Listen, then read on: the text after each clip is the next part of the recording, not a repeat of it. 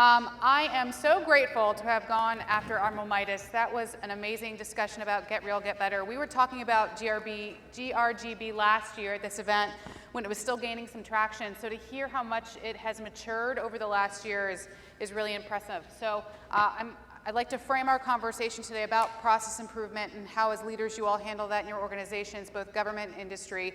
Keep some of those GRGB methodologies in the back of your brain. I know that's the Navy's term, but I know industry probably has its own methodology for doing that. So look forward to that conversation. So with that in mind and a timer that's going to hit go on that 45 minutes, I'm going to go ahead and introduce my leaders here up on the stage. So to my left, well, your right, I have Mr. Justin Meyer. He is the Executive Director for PEO Carriers. Mr. Matt Needy, the Vice President and Chief Transformation Officer for Newport News Shipbuilding, a division of HII. Mr. David Schiff, he's the Regional Engagement Principal with the National Security Innovation Network, or NSIN. Dr. Patrick O'Connell, he's our Navy's Chief Digital Transformation Officer. And Mr. Todd Balazs, a Principal Business Development Manager in Government Regions with AWS and also a NAVAIR alumni. Tickled to share the stage with you as a current NAVAIR employee. So welcome, all of you.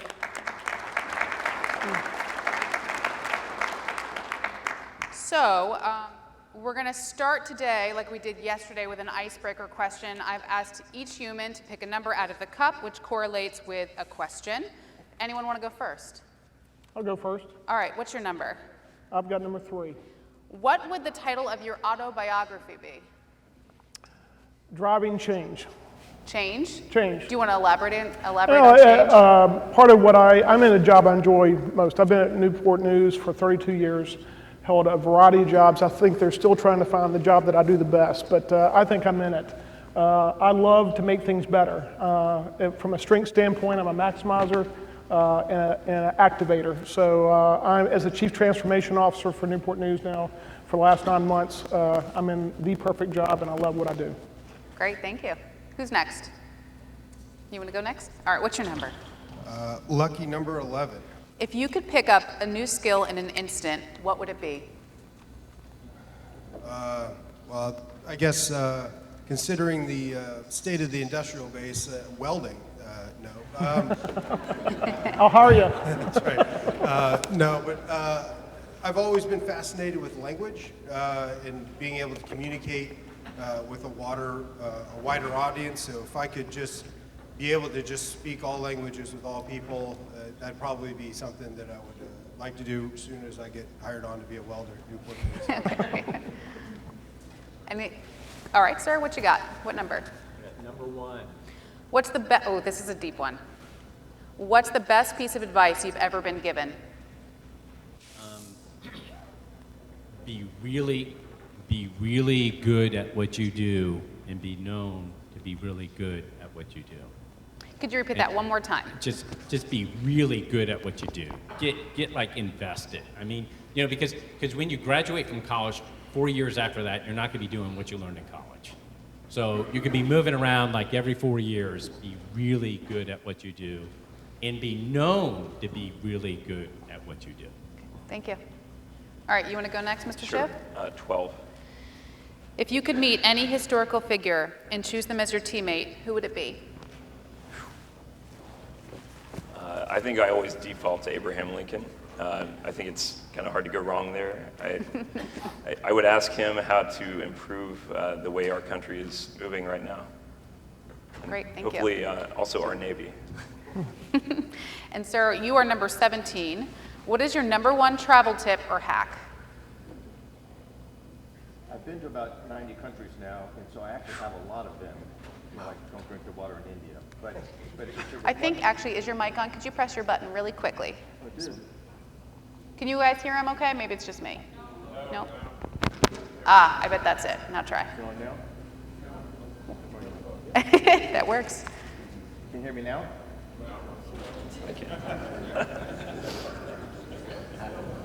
It always looks bad when the digital officer can't get the digital to work. Hopefully you'll look over that part. I was going to say that I've been to about 90 countries, and so it's really hard to pick out the best hack, like, don't drink the water in India or eat the salads. But I think over time, the one that's probably most critical is the fact that I finally learned that normal is local, in that even though to the first order, a lot of things seem similar. With the culture, the people, the business is all kind of the way they are used to. What they think is normal isn't. For example, when I first went to Paris to run a joint venture there between Raytheon and Thales, I was industry at the time. In a very small amount of time I was there, our secretary, who was French, invited the customer down from the government, from NATO. And when I got to where I was supposed to be, it turned out it was a cruise, on the Bateau Mouche, which is a, kind of a dinner boat on the Seine. I thought, as an American, I thought, oh gosh, I'm industry, he's government. I'll be on the front page of the news tomorrow. I'll lose my job. This is all over. And they said, oh, we don't do that here. We don't care. Eat dinner with who you want. And I thought, really? So the things that are so ingrained here are not in every other country. So normal is local was the point of that. All right, so we're going to jump right into questions. There's already a great number in the app. I'm going to start with just one of the ones that we, so today's framing is all about process improvement. Yesterday we talked about KM, knowledge sharing. Today it's about taking that knowledge sharing and implementing it into actual process improvement. So that's really what some of our questions will focus on in the beginning, and we've got some additional questions here on the app. So keeping that GRGB piece in your mind, I would ask kind of what's your feedback loop? What's your, how was it mentioned? Rinse and repeat, as we just heard in that previous session, with your staff, with yourself. How are you self-assessing? How are you asking for feedback? How are you encouraging that get real, get better within your own teams? And for yourself, I should say, if part of the process is self-assess. I'll start with at Newport News. So talk at Newport News in general. One of the things that we've done with Get Real, Get Better is we've actually dedicated an entire organization to Get Real, Get Better. If you think about change and you think about what it takes to even just manage a single carrier in terms of the schedule, the operating cadence, the metrics, and everything that you're looking at, driving change across a 25,000 person organization or 4 shipyards is huge. And before, I'll say go back 2 years, we were doing that cadence maybe once a month with the president of the company around a business review. Where are we? What changes are we? What's working? What's not working? This is a full-time job. This takes dedication to change. We've got 24 ships in the yard right now. Driving that change across all 25,000 folks across all those ships and doing it at pace that we need to takes a fully dedicated set of project plans, operating rhythm, leaders embedded within the organization, keeping it real, keeping everybody honest. So I think we have a daily, weekly, monthly operating rhythm with real metrics connected to True North. That's really, we're assessing daily, weekly, monthly, both internal and with our Navy customer, with Admiral Downey and others, about where we are along that journey, and then reflecting and rinse and repeat, adjust as necessary. Thank you. So I have some, so for our digital transformation humans on the stage, so Dr. O'Connell, Mr. Balazs, what long-term improvement goals are related to digital transformation? Can you repeat that? I can repeat that. What long-term improvement goals are related to digital transformation? Instead of just talking about digital transformation as a thing, we always talked about, and I'll use my NavAir experience. I was 36 years at NavAir. It was mission-ready aircraft on the flight line. And then we worked from there and we went backwards. So what was the organizational objective? It was not about having meetings on digital transformation. It was, how do we get mission-ready aircraft on the flight line? Then we worked backwards. Then we looked at what were the processes, what were their technologies, how did digital transformation enable that outcome? That's what we did. From an engineering perspective, we did the same thing. What do we do to speed up the capability to get something in fleet? We always talk about that. But how do we leverage technologies, not just for technology's sake and not just for digital transformation's sake? How do we actually, without skipping steps, without skipping safety, how do we actually cut the time to put something in the fleet? And then let's make it measurable. DevSecOps is a perfect example. Some people just jump into DevSecOps. Forget all the technology. What are we really trying to do? And that is that capability that we're trying to deliver to the fleet and then move backwards from there. We made digital transformation a sub-bullet. We didn't make that the primary bullet. Right now, my focus is on the shipyards, and as I look at the shipyards, and I look at the, what I would say, the technical debt, facility debt, there's actually no shortage of debt there. So when I look at them, I think it's amazing what they get done so far with what they have. It really is.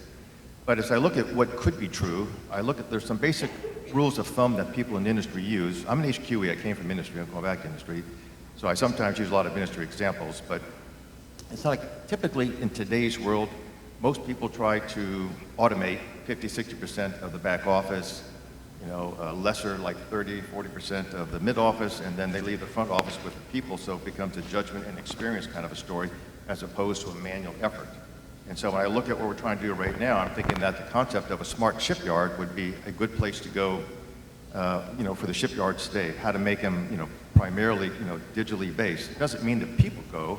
It means that the people focus on what's matter, work off the backlog, and become the exemplar of what shipyards should be. And like a lot of things, I start with the process. There's basically 3 basic tracks for trying to transform an organization. And by the way, I agree with a bit about it's not digital for the sake of digital. You take out what do you need to do, which is productivity, it kind of becomes the North Star. How do you do it today? How could you do it? And given that how could you do it, it's typically policy, process, people, and technology. So it's sort of like a digital first transformation as opposed to just digital transformation. But in looking at what you need to do and kind of running through the process, some of these things are relatively straightforward and kind of low-hanging fruit. And so you basically put in place a 3-pronged story where you start with the big lift, which is typically technology like IT, ones and zeros. There is the what can you bring forward in time, because the price of digital is fairly cheap today. So for example, like if you don't know where your material is, or you spend a lot of time looking for it, or you spend a lot of time re-procuring it, today with RFID, IoT, and 5G, you can probably know where that is for a very small amount of money. By the way, I'm trying to do that. And so you try to pick out what you can do, and then you measure yourself by the results that you get, in the sense of it doesn't take very long to do digital. So that's sort of it. Thank you.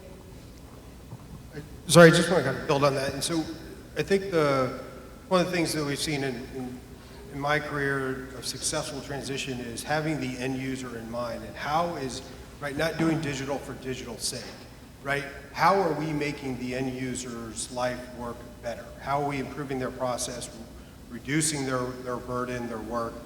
When I was in the Coast Guard, in the middle of the pandemic, we decided to roll out electronic health records across the Coast Guard, right, MHS Genesis.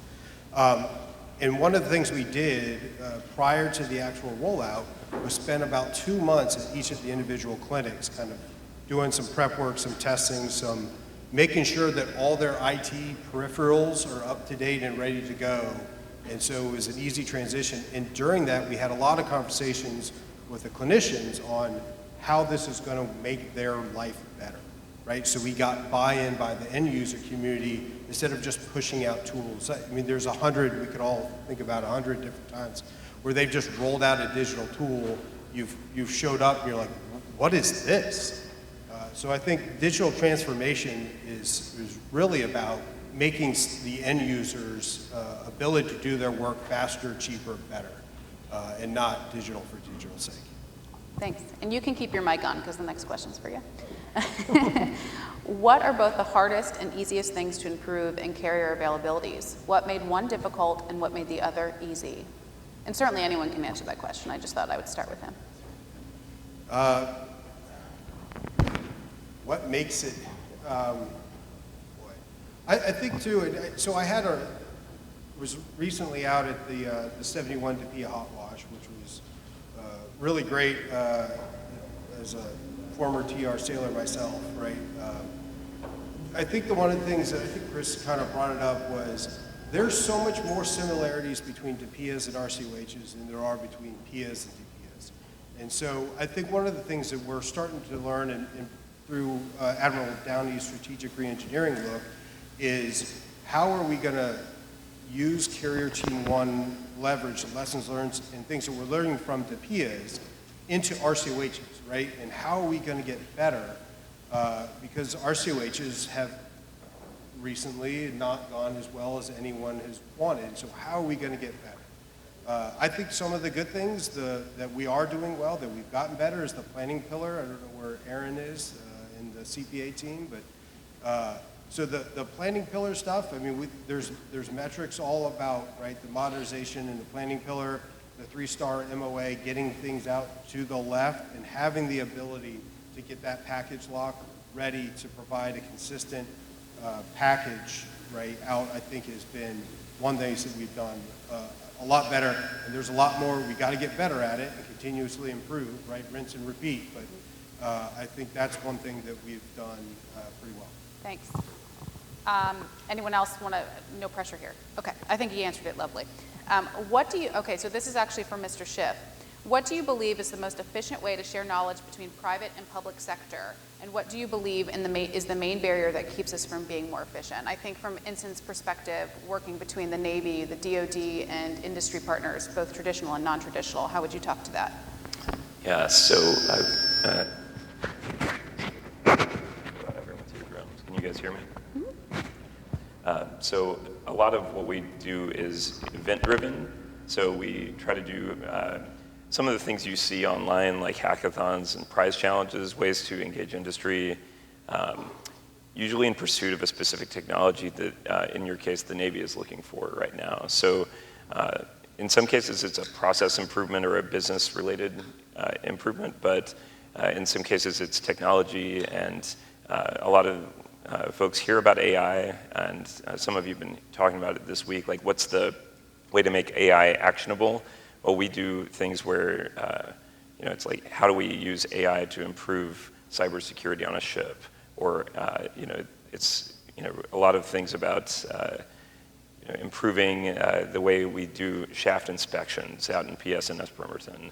We've been talking with a lot of folks out there, actually, who are already working with a variety of industry partners. And what we're trying to do is make sure that if they have the funding, but they don't have the contract vehicle, we can help them find that.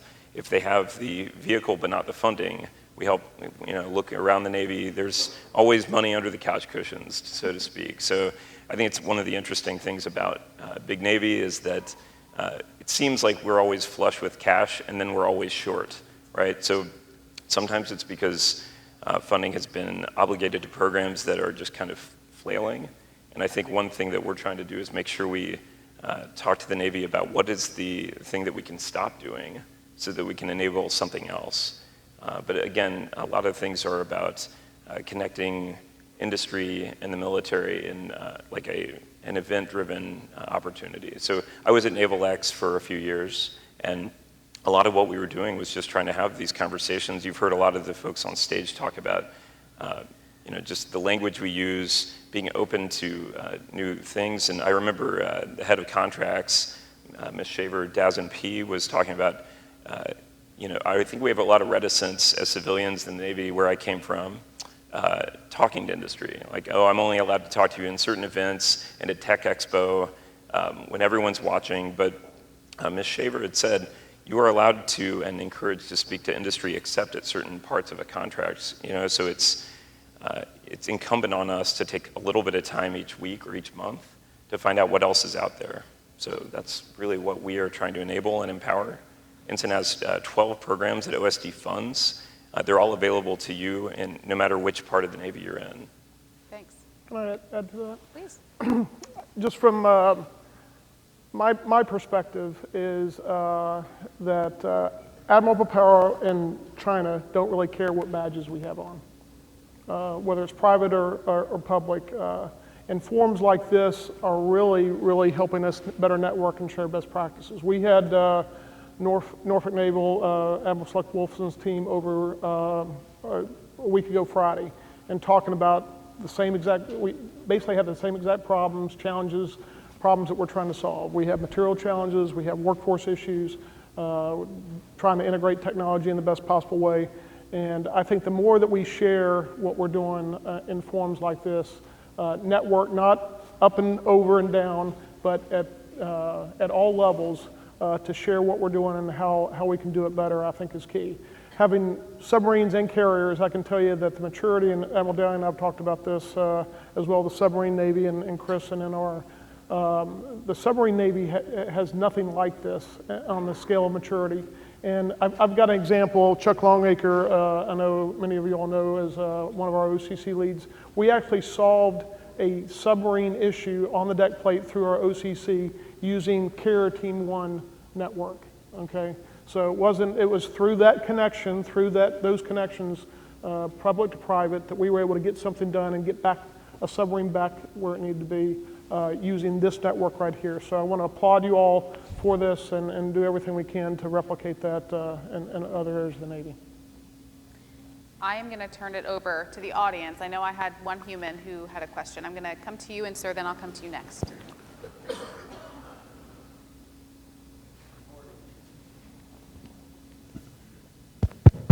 Okay. I have a question about your approach to leadership when you're managing change. The Navy used to have a video called The First 72 Hours, where they said the first 72 hours of a sailor's experience on a ship formed what the rest of his tour would look like for him and how he approached his job and how he executed it.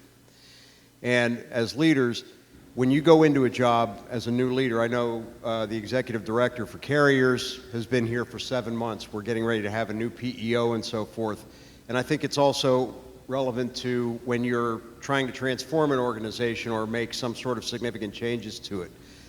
It seems to me like that first 30 or 60 days of a new leader or a leader trying to initiate transformation is also similarly critical. So what is your approach in that case when you take over something new? What do your first 30 or 60 days look like in terms of what's important to you? What are you looking to transmit to the workforce? And if you could relate it specifically to things like program management with shipbuilding and so forth, if you have any examples like that. Thank you. So as Errol kind of mentioned, so I got here in November, took a similar approach that I did, when I transitioned to the Coast Guard or any other job is the first thing that I want to do is, right, they always say, right, you're given 2 ears and 1 mouth, right, for a reason, right? And so trying to learn the organization, right? And so that has always been my goal, here, is to learn the organization and the organization and all the key stakeholders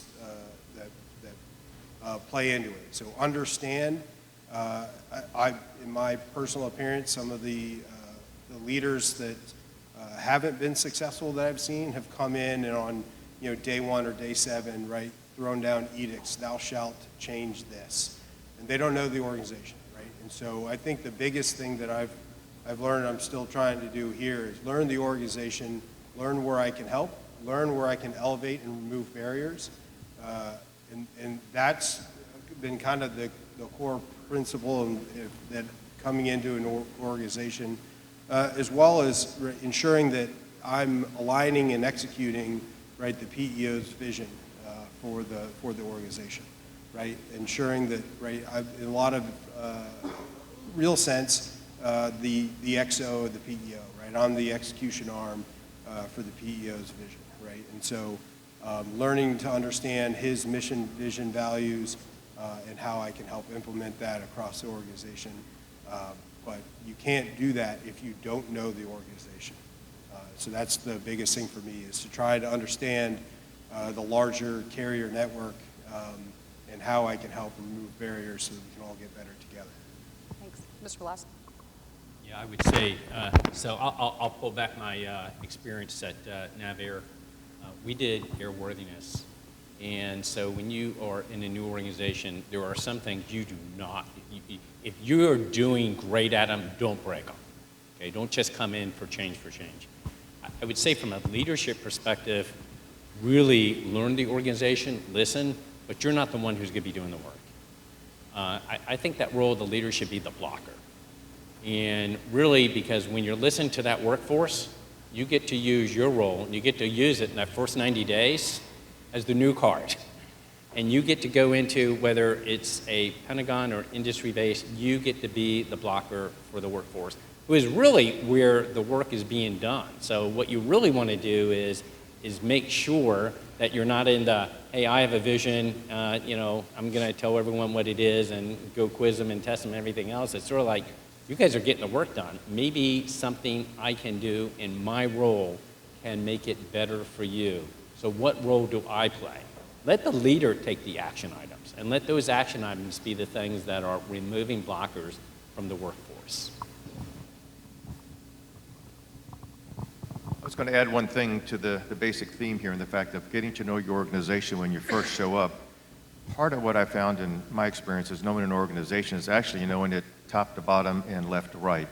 That is, there's typically people have a tendency to focus on some particular part of it, but to get a good feel for something, like when I look at shipyards as a whole as a start, if I look at the top, one of the things that I noticed is that there's a huge ecosystem sitting above shipyards that make lots of decisions. Lots of organizations can make a decision, and we've counted about 24, and they directly or indirectly touch a shipyard. Typically it adds backlog, but if you do that to see what's the stability of the ecosystem above it that has the ability to affect it, like PEO carriers can touch a shipyard because you give it a carrier, you want it back, and there's certain things you want done. Same thing for subs, N2, N6, PEO MLB, PEO digital, all of them can touch it, and they're all on slightly different schedules. So in most organizations, you try to synchronize that.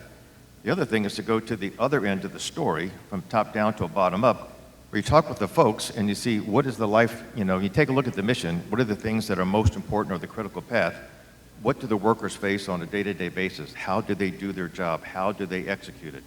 Sometimes it's a little tricky because you have to separate Band-Aids from systemic, but when you separate the Band-Aids from systemic and you take a look at kind of the entire picture, it gives you a better path of what would move this organization the fastest. 50,000 foot leaves a lot of detail out. 2 foot leaves a lot of systemic out. A little bit of an art form to kind of balance that right there. And then from there, it becomes a matter of mapping the key processes, and not just in high-level management terms, but kind of the metrics that describe it. See where the bottlenecks are, see where you can change something, and then begin to change them in a prioritized fashion. And so it's a little bit of an art and a science, but it's as much art as it is science.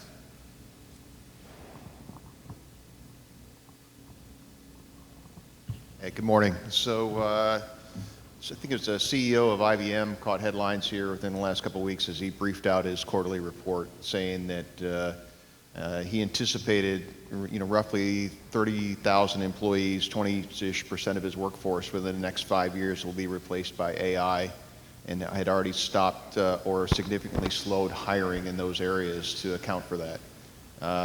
Do we have a similar picture of what functions we now do in our business model that we can start to think about, okay, we need to slow or stop hiring in these areas, that because we're in a capacity constrained model, we can certainly use more people in different areas that AI won't affect, so that we can start retraining some of those folks, or again, adjusting focus over.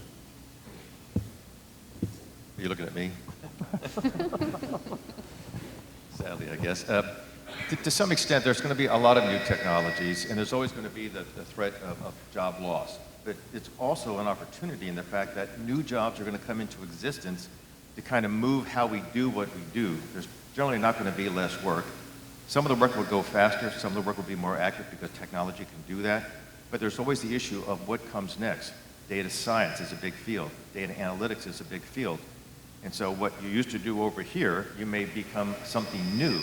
So if you persist in doing something a way that's going to be outdated, well, you probably will lose your job. But if you kind of move to the future, where the future is going, there's no shortage of different jobs just to go about it differently, because you're going to want to go faster, cheaper, better.